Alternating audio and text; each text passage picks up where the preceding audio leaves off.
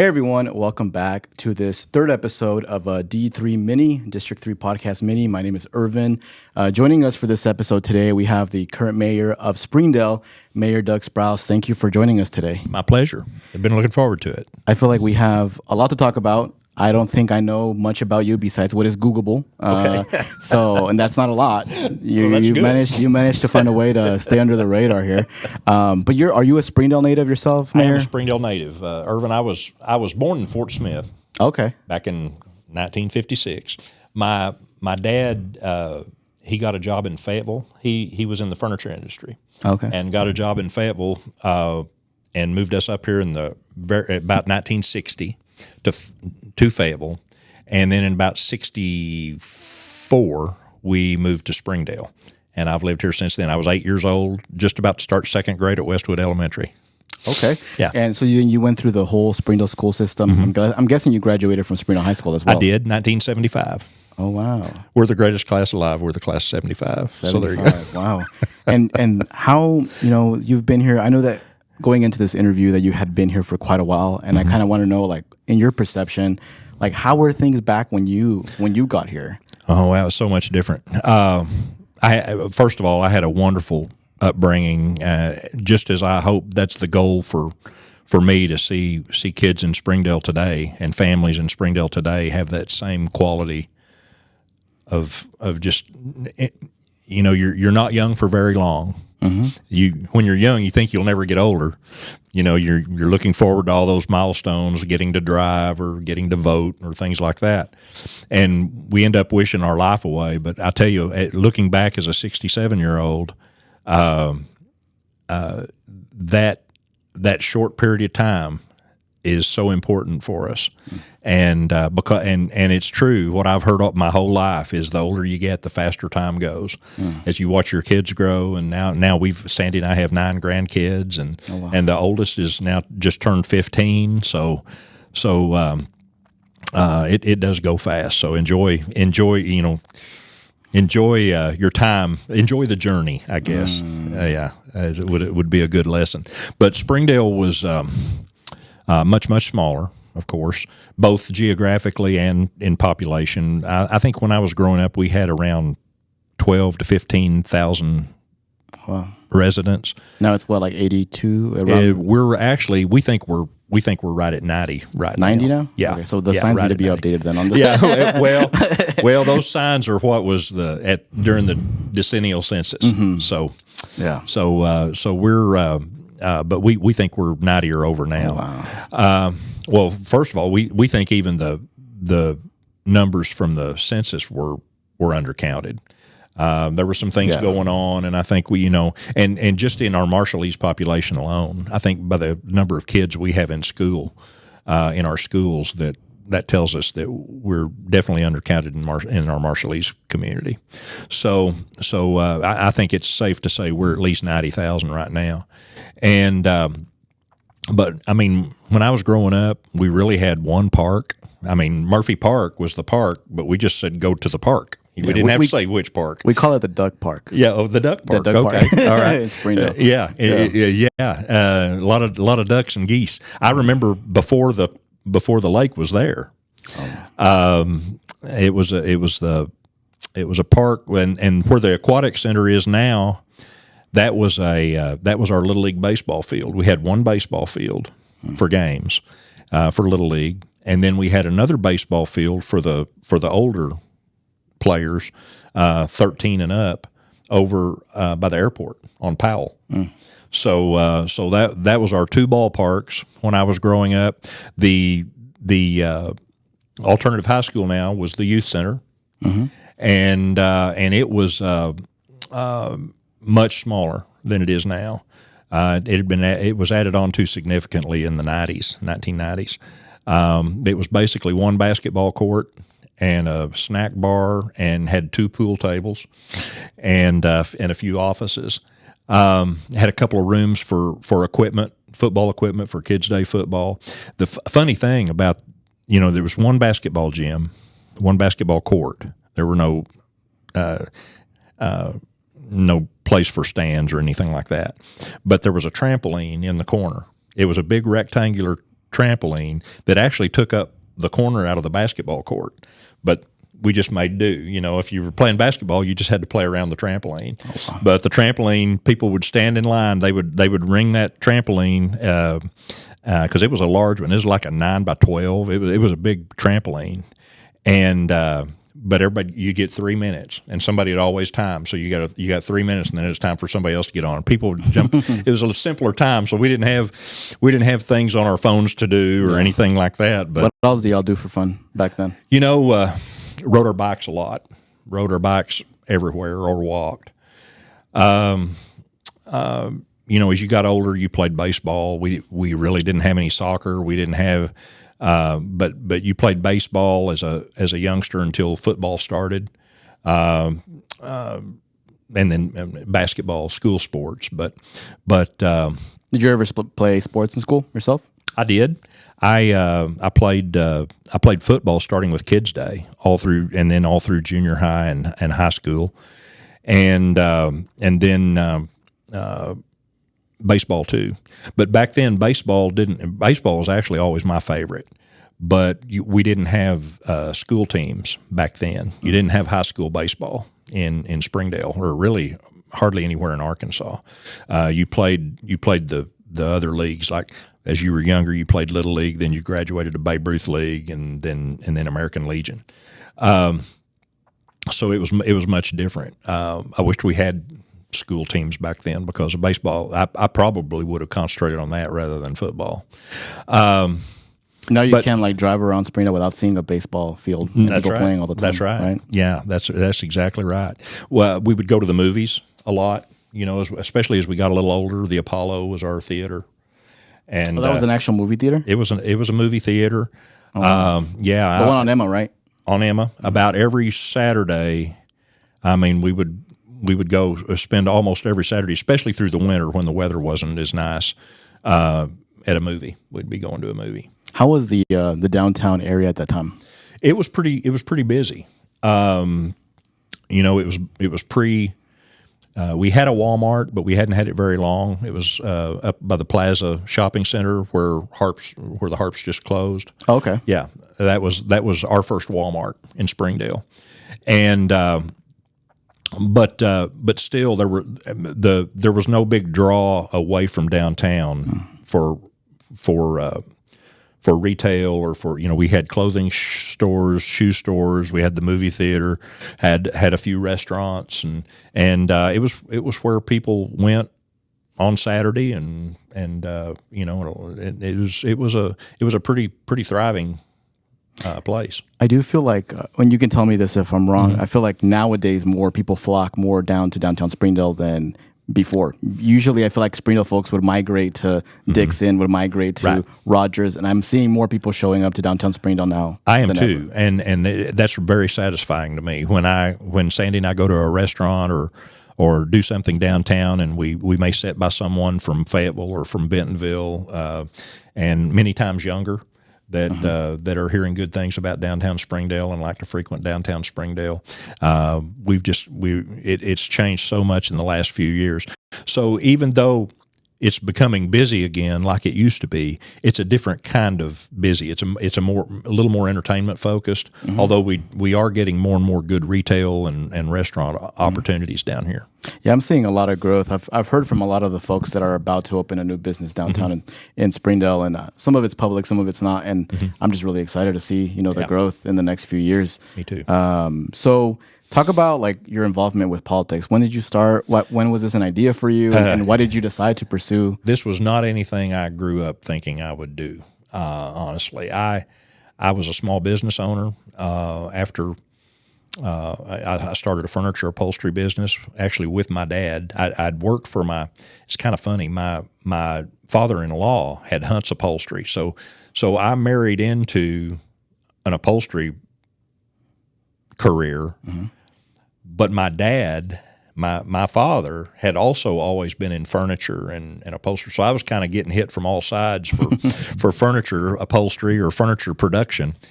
And so my dad actually learned upholstery on the GI Bill as after he got back from World War II out of and he grew up, all my grandparents and my mom and dad were from Fort Smith, and so I was a small business owner for many years, and about 1999 we started our business in 1983, and in 1999 I got elected to the Springdale School Board, began serving on the school board.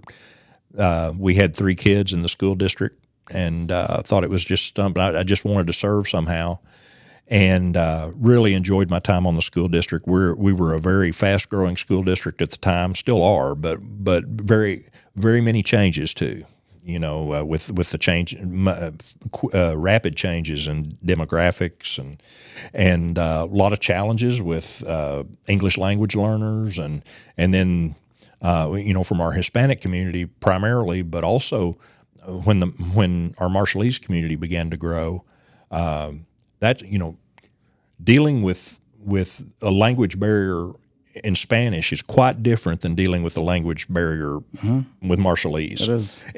Because the Spanish language is so much more commonly used, and we could find translators, and we could find resources that we couldn't find as readily with the Marshallese community. So, and I've got a story about the ice storm I'll tell you in a minute, but I'll finish this train of thought. We after the serving on the school board, I learned that Mayor Van Hoos, who was my predecessor as mayor, he was not going to seek re-election in the 2008 election. So I met with Jerry, and he was very supportive.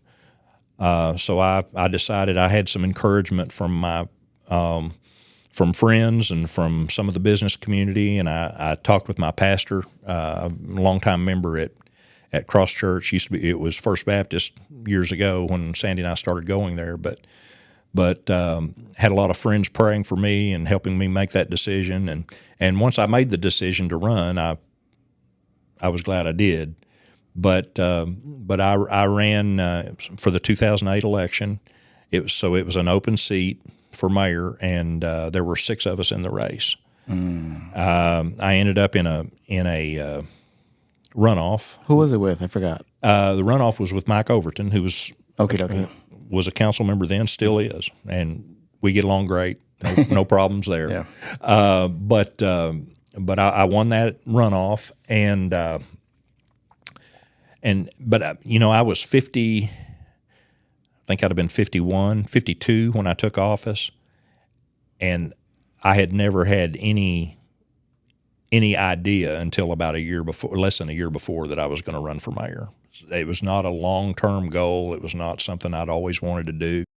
And that's kind of considered kind of late to get involved in politics, right? I guess so. I would bristle when people called me a politician. I guess by definition I am. Yeah. But I hope it's not always a negative term. Mm-hmm.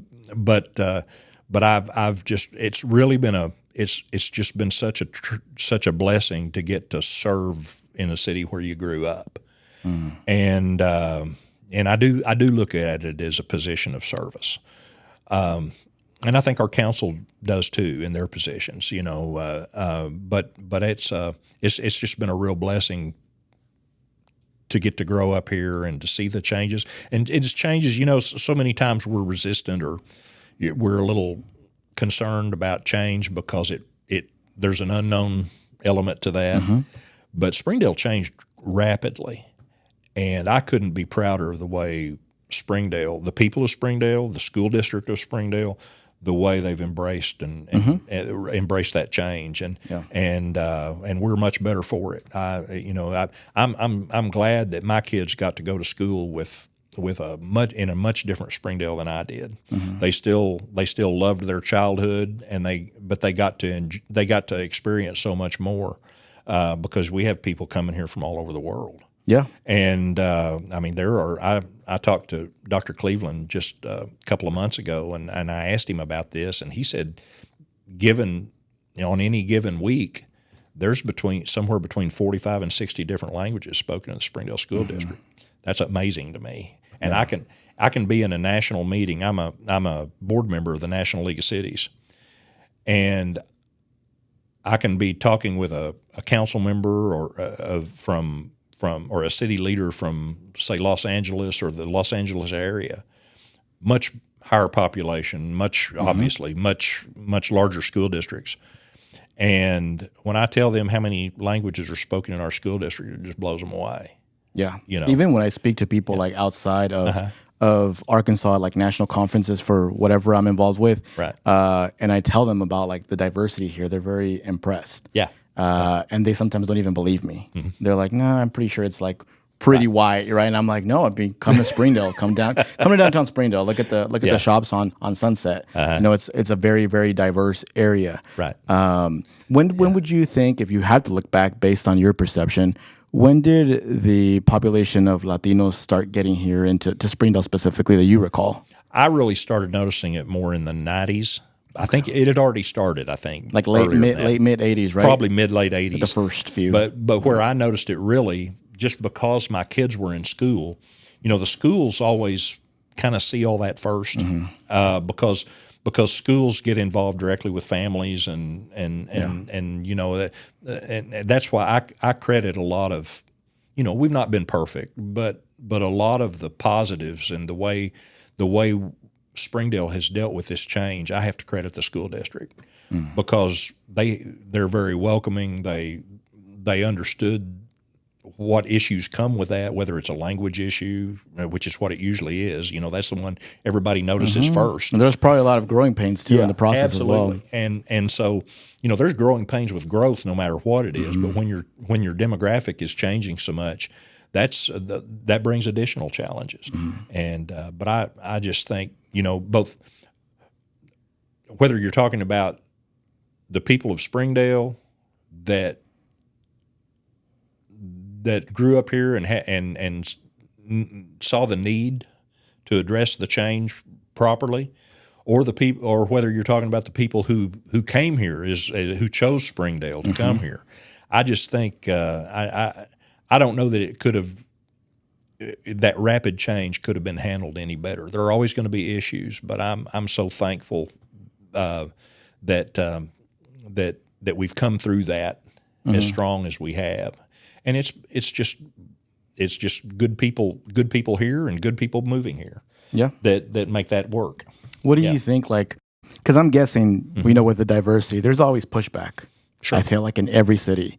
Yeah. And you being a mayor, how do you deal with that? Because I'm guessing you probably hear from different sides of different folks, that the ones that embrace diversity, the ones that don't embrace diversity, but you're kind of the head of the city. So it's like, how do you deal with that throughout the past few years? I try and lead by example the best I can, but I do, and that's changed a lot. As we've had second and third generations here now of our Hispanic community and our Marshallese. It's working much easier than it did. Again, it's not perfect. It probably never be perfect. But I also, and I've got a kind of a view on this. I don't mind a bit talking about diversity. I think, and I know what we're talking about when we're talking about diversity. Many times we're talking about things that we don't choose or control. Mm-hmm. You don't choose your skin color. You don't choose. I would much rather, and I try to focus on the things we do control, the decisions we make, the kind of character we have, the person we are. I think that's what really matters. Yeah. And so I try and concentrate on that. And I think you do a really good job. I mean, I've seen you show up so much more than any other person that I know. Well, in elected government here, in the city. Yeah. I see you show up to the events that are done for like the Martin Luther King parade. You work a lot with Alice, right? And I love Alice, and I crack up at Alice because I know she has a nickname for you. She calls you Dougie. She does. She does, and that's fine with me. That doesn't she means it out of love. So I know she does. I find that entertaining. And then I'm also very grateful for you because I feel like, ever since I started getting involved here in the city of Springdale and with community organizing and stuff and hosting a lot of events, you've been really helpful. I feel like every time that I need something, I can just text you and you're really quick at responding and helping me at whatever it is. There's been times where we needed lights, at a park, and you've been able to call the person to go turn the lights on. So I appreciate that. Yeah. Why is that important? I don't want to interrupt you, but let me say something. And this is completely unsolicited. You didn't ask me to do this, and I don't want to make you uncomfortable. Go ahead. But you're a great example. You'll remember a very difficult time that when I really first met you, because we had some things that had happened in Springdale. Some young men had there was some shootings, and it was I can go back to that as just one of the toughest times in my 15 years, almost 16 years. But you were a great help. You organized a peace march and everything went great. The people were honored. It was the right way. It struck just the right tone to help this community heal. And so thank you for that. I just wanted to say that. Well, thank you. Yeah. Maribel Tapia was the head of that organizing. I just helped out in any way I could. But it was a really good effort where everybody came together. Right. We worked. Maribel had the idea. I kind of put it out on social media and stuff. And then you started reaching out. We worked with the police department, make sure everything was safe. We reached out to the families as well, had them there. We stopped by at the different locations where the violence had happened and prayed on it as well. So I think the relationships that just grew from that event. I agree. Like I still use those relationships today. I still meet with these people, meet with people like Amber Perrin as well. Yes, who had the Team Springdale group back in the day as well. And I think that's what separates us from a lot of different cities is the diversity, but also the fact that we're able to kind of work together, or at least some of us make a push to try to work together and understand each other. I agree.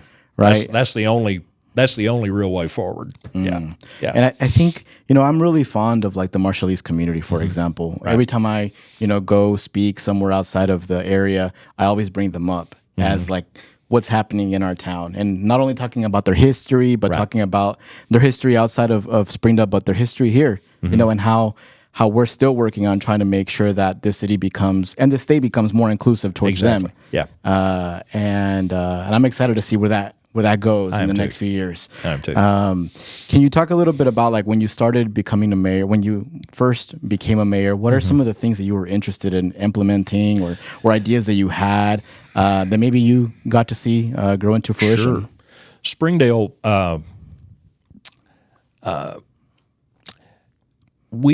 I didn't feel like Springdale got the recognition as our role as the second largest city in Northwest Arkansas. You had a lot of things going on in Rogers, certainly Bentonville, a lot of great things going on. Fayetteville had the university. Springdale was Chicken Town. It was, and we're proud of that. That doesn't bother me at all.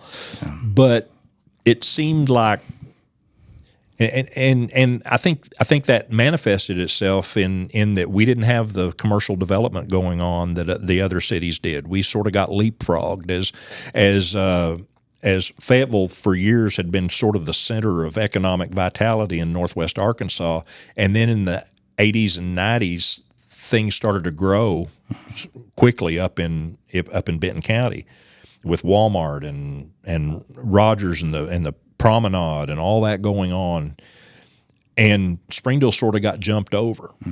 Now, and please don't take any of this. I don't want anybody to think I'm blaming the previous administration or any of the previous.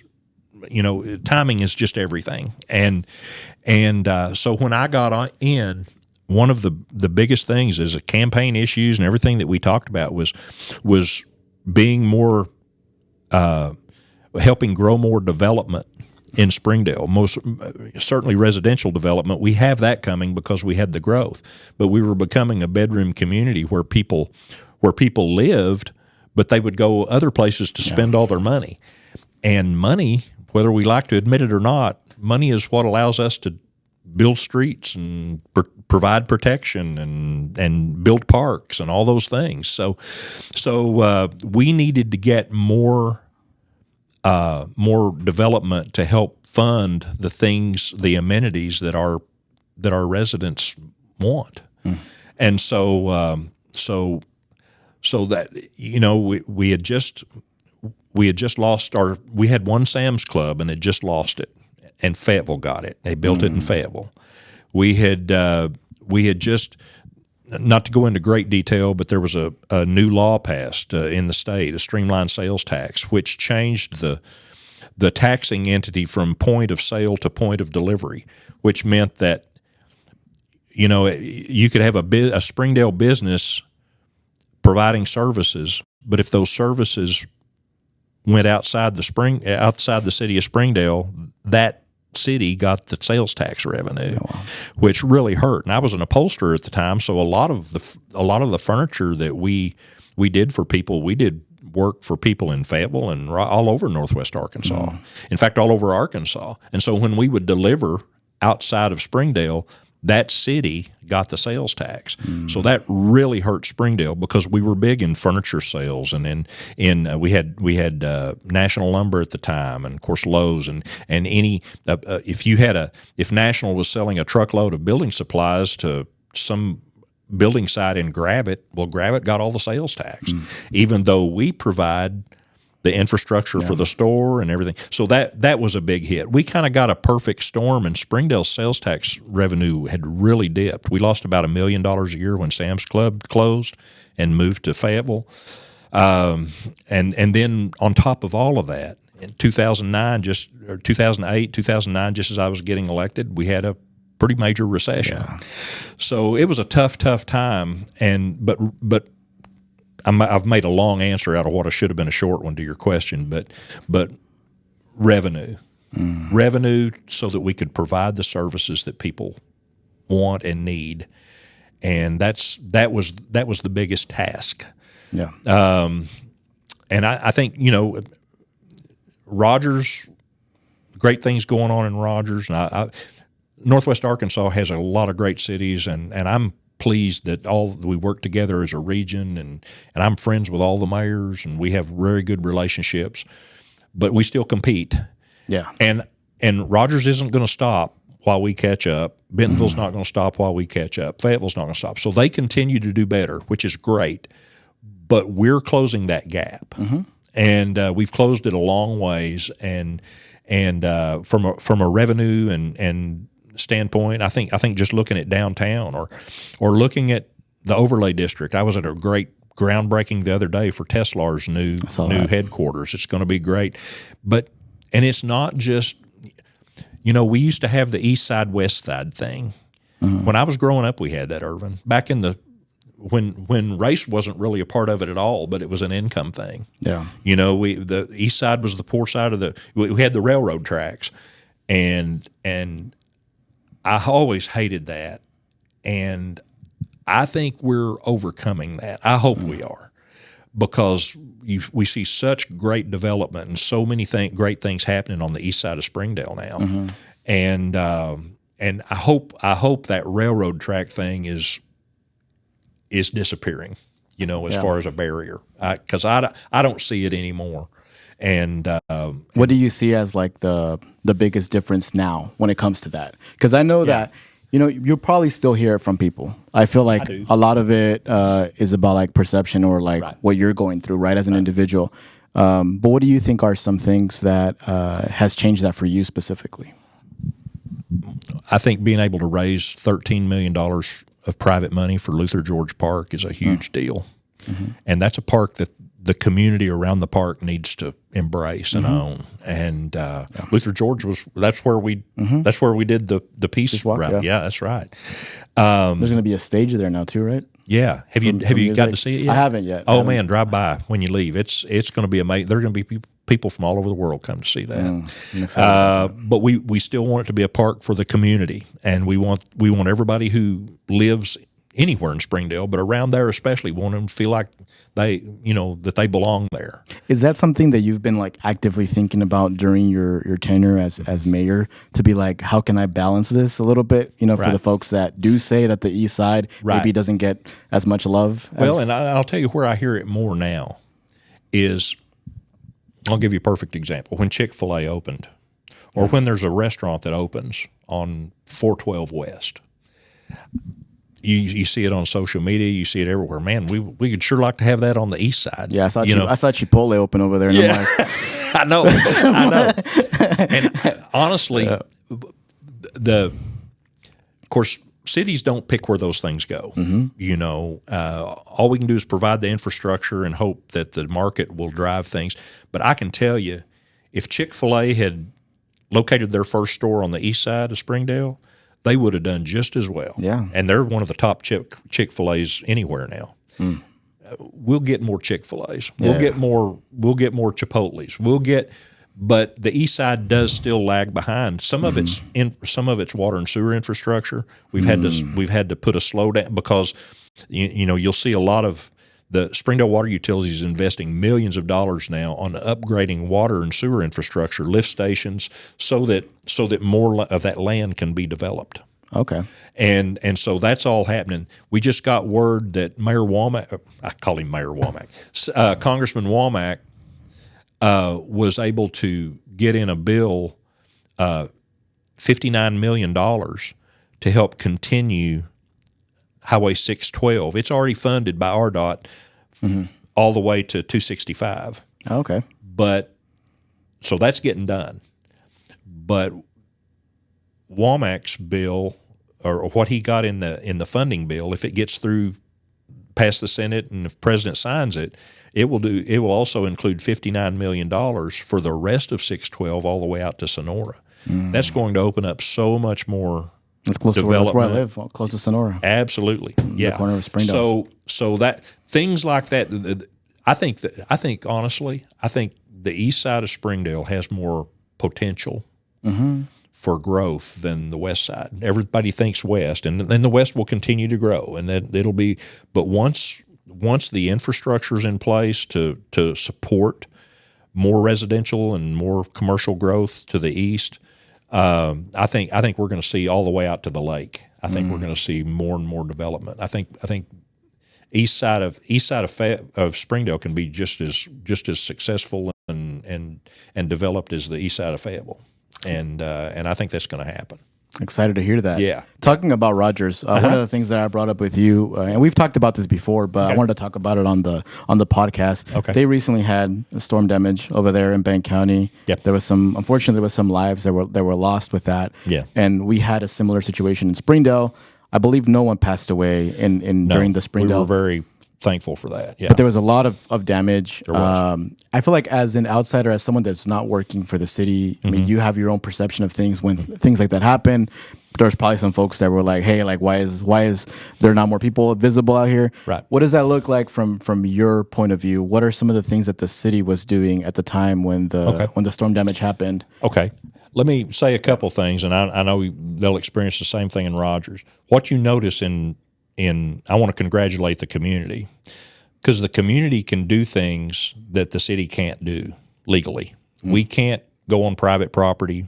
We can't. That's why we have to ask people to bring all the debris out to the street so we can pick it up.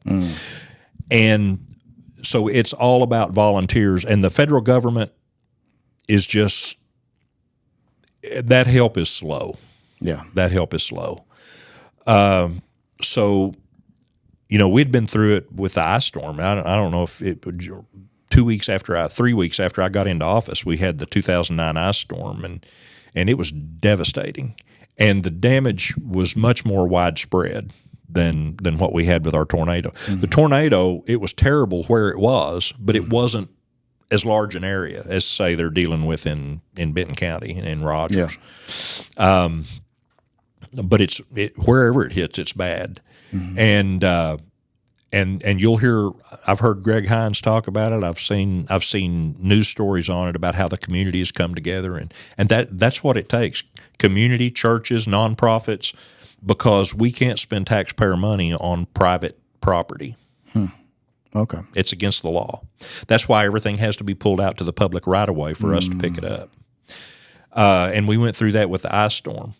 So we try and get FEMA to help. Unfortunately, with the Springdale tornado, we didn't meet the damage thresholds that are required for individual assistance. with FEMA. Rogers has. At Benton County, there was enough damage that it's a dollar threshold, and so they also have, FEMA will take care of public property that's damaged once it's a declared disaster.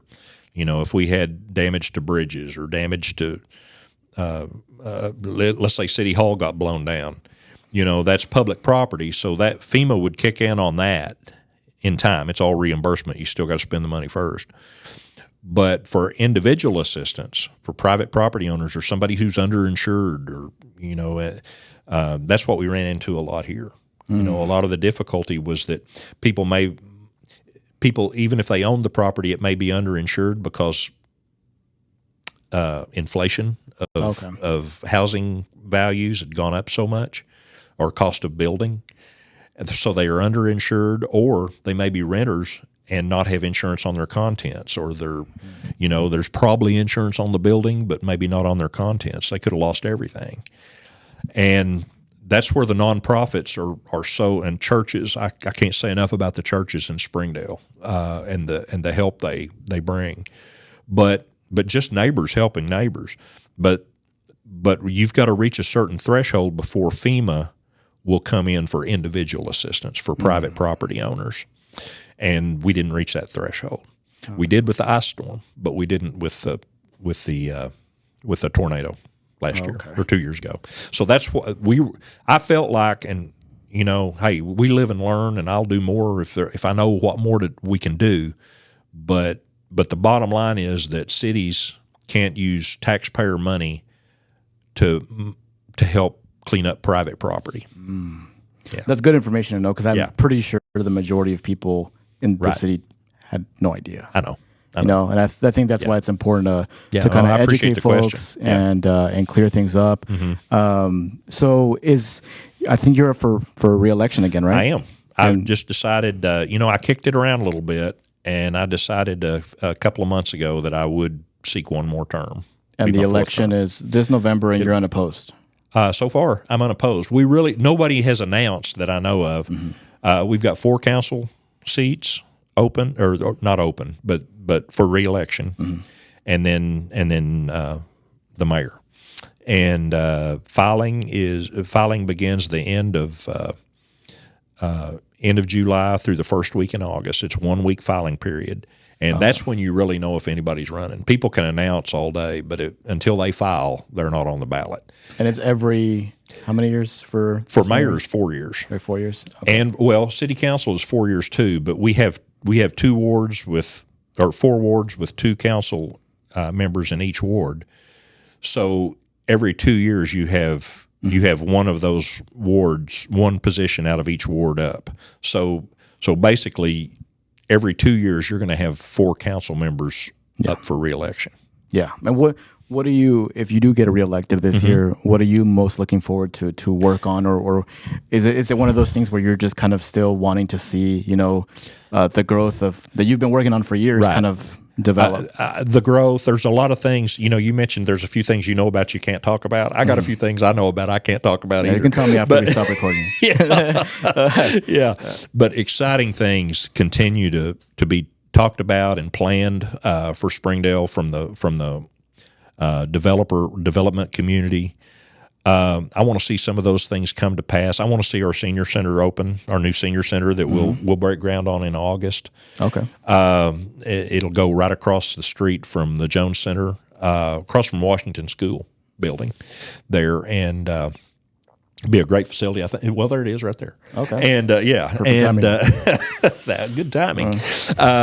But there's some things I want to see through.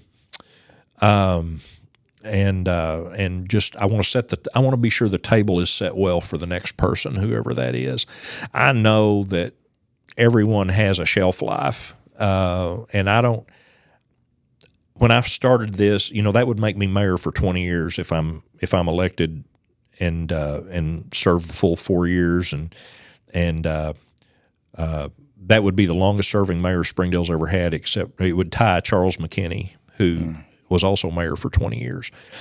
but I don't want to be a guy who they say stayed one term too long. And that's what I was wrestling with, deciding whether I'd need to run or not. But I got so much encouragement from people to please do, and I feel good. There's still things I want to do. So I decided to run again, and we'll see if I get an opponent. And I haven't had an opponent yet since I got really? in. Since I won in that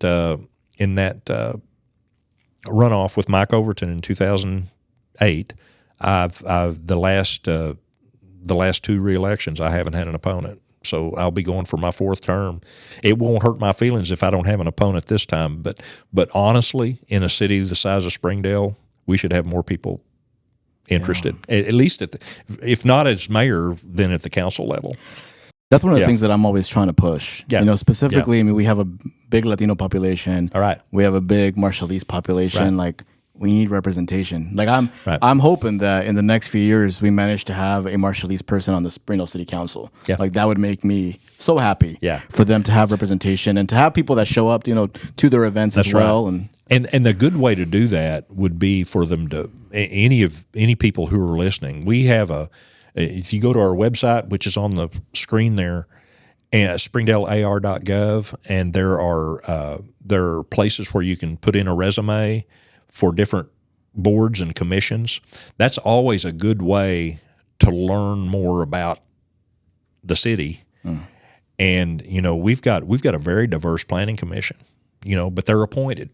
Yeah, they're not elected. And so, you know, of course, we've had Kevin Flores. I know that there are great quality people from all cultures and all backgrounds out there. They just need to take a step forward and get and make themselves available. Definitely agree. Yeah. Definitely agree. I won't take too much of your time because this is actually supposed to be meant for like a short interview, but we always go along because there's so much to talk about. Okay. And I feel like there's so much more I could ask you. I agree. Well, I'd be happy to do it anytime. So if you want a part two, we definitely have to do that. Yeah, we definitely have to do that. I just want to say thank you for everything that you've done. Sure. Not only working with me, but working with other people and showing up for people. You know, I feel like I interact with folks from different cities, and sometimes mayors aren't like that, or they're able to have easy access to them. And then, like I said, anytime that I need something, I reach out to you, and you're really quick to respond. So I really appreciate that. I'm glad to do it. Hey, I consider you a friend. Well, thank you. But I will do that with anyone that that needs help. I'll always help out however I can. And just some quick, rapid questions, just about like favorites in the city. You don't have to say who your favorite is, because I don't want to start any problems. But I do want to hear like some of your favorites, like food wise and drink wise. Downtown. Where's one of your? Well, actually, no. Let me make it a little bit bigger, because then you'll definitely get into problems. Right off the bat. Citywide, what are some of your favorite places to eat? Citywide, you have to name like 2 or 3. Yeah, I like Casa Alejo. I like Rain, a new restaurant down here. Yeah, that's really good. Very good. I like a steak at Medusa. I tried the new steakhouse, couple of the Gaskins. It's excellent. I haven't been there yet. But Frida's, I love to go to Frida's. I mean, there's just I see you walk into the Odd Soul here and there and get a pizza. Yeah, I go to the Odd Soul and get a slice of pizza. I mean, I could name, you know, and the ones who've been here for years, Neil's and Spring Street Grill, and I eat out a lot more than I should, but I like to patronize people who put their treasure and life on the line to try and run a small business, and I'm appreciative of anybody who tries that. And I see you walk a lot too. I see you walking all over the place. I'm doing that some for my health. I just enjoy getting out and walking. So I only live a couple of miles from downtown. So if I take a long way and walk around the Jones Center, I can walk to work in the morning and get 6 or 7 miles before I go to. How many steps is that? That must be a lot of steps. That's about 7 miles is about 14,000 steps. Oh, for me. wow. So I'll get between 14 and 20,000 steps most days when the weather's nice and I get to walk and my schedule allows it. But thankfully in my new city hall that the residents of Springdale so graciously approved, I've got a shower. Oh, really? If I get too sweaty in the hot summertime, I can go in and take a shower and change clothes so I can have my meetings. So what about our favorite place to get a drink? Odd Soul's good. Medusa's good. I'm just thinking of places downtown because that's usually where I'm closest to. But no one will get upset. It's all right. Yeah, I'd say I know I'm leaving some people out. Frida's okay. Good too. You're gonna get some text messages after this interview comes out, probably. I know. Probably. I know. Yeah. Just first ones that come to mind, but I love them all. Okie dokie. Well, Mayor Sprouse, I appreciate you making the time. Thank you once again. Sure. We'll definitely have to do a part 2. I think there's a lot of more questions, and maybe we can ask people to throw in questions next time. Some questions that the crowd might have, that the public might have. But thank you once again. And for everybody that was listening or watching this podcast episode, it was District 3 Podcast Mini, Episode 3. And you can catch this on YouTube, on Spotify, on Apple Podcasts. And we'll be trying to do more interviews with people from Northwest Arkansas or Arkansas in general, and just learn from them, learn about them, and learn about some of the cool things that they're doing in this area. So thank you for everybody listening. And thank you, Mayor Sprouse. Appreciate you.